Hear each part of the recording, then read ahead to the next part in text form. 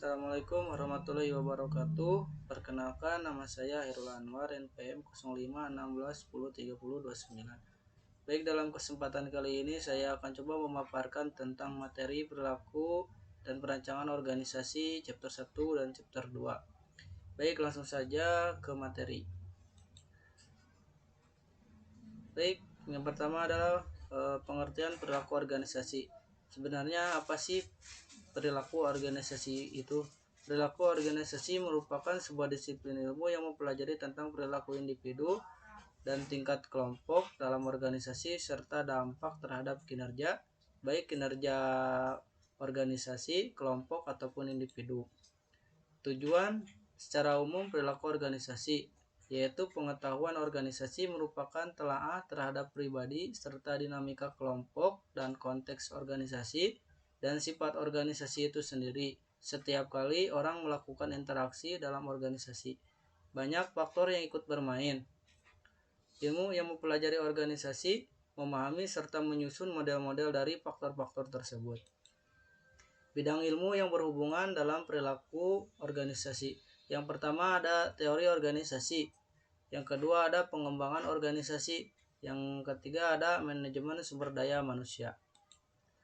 Fokus perilaku organisasi.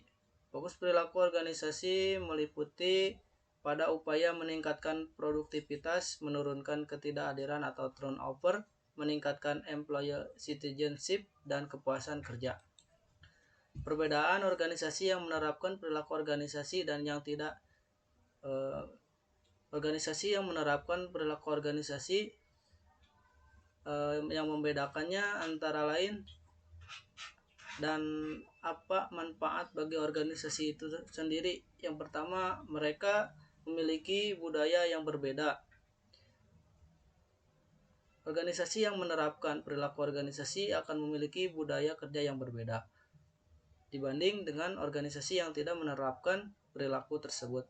Dan yang kedua, mereka adalah keluarga yang bersahabat. Yang ketiga, mereka berinvestasi pada employee training. Dan yang keempat, mereka memberdayakan pegawai. Proses individu.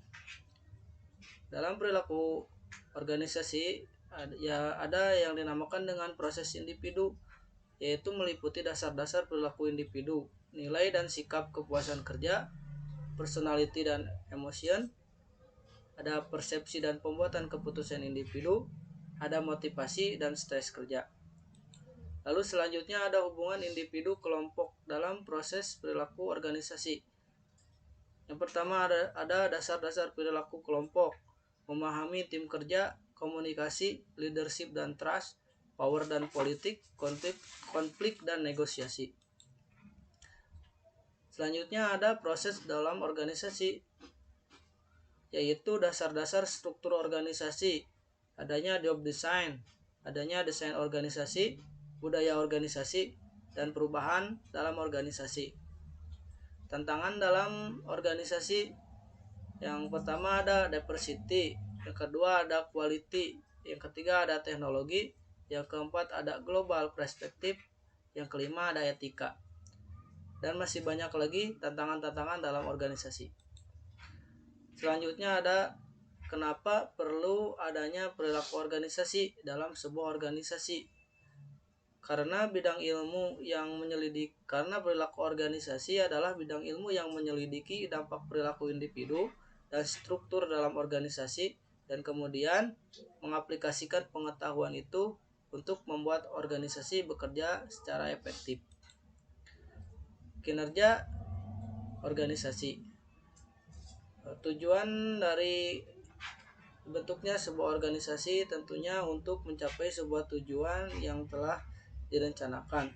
Pencapaian tujuan merupakan kriteria yang seringkali digunakan dalam mengukur kinerja organisasi. Menurut Cicek dan Ozer, kinerja organisasi didefinisikan sebagai ability to attain its goal by using resource in an effective and efficient manner.